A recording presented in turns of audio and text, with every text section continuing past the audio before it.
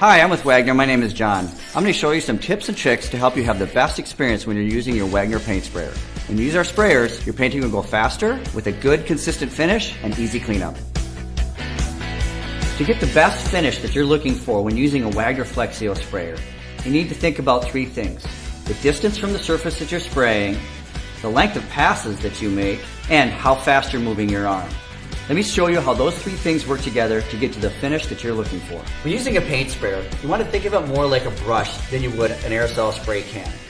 For distance, you want to be 6 to 8 inches away from the surface.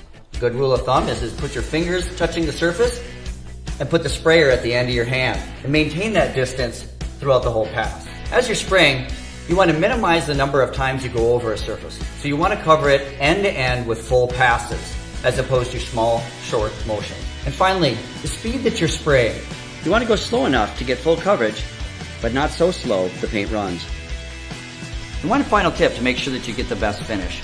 Periodically wipe the tip of the nozzle to make sure that paint doesn't dry there and disrupt the spray pattern. Go to WagnerSpraytech.com for more tips and tricks and information on our sprayers. And remember, paint smart. Hi, I'm with Wagner. My name is John. I'm going to show you some tips and tricks to help you have the best experience when you're using your Wagner paint sprayer. When you use our sprayers, your painting will go faster with a good, consistent finish and easy cleanup. When using a sprayer, technique can make a big difference on how well the project goes. You want to make sure that you keep the sprayer straight onto the surface that you're spraying. You need to overlap by at least 30%, and you need to release that trigger at the end of every pass. Let me show you those 3 points.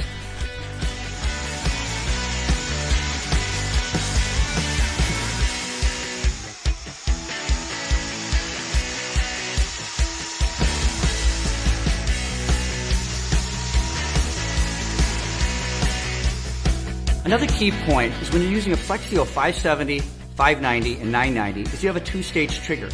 The first stage winds up the turbine and pressurizes the cup and just blows air. After the turbine is fully wound up, pull the trigger further to activate the paint. Go to WagnerSpraytech.com for more tips and tricks and other information on our sprayers. Remember, paint smart.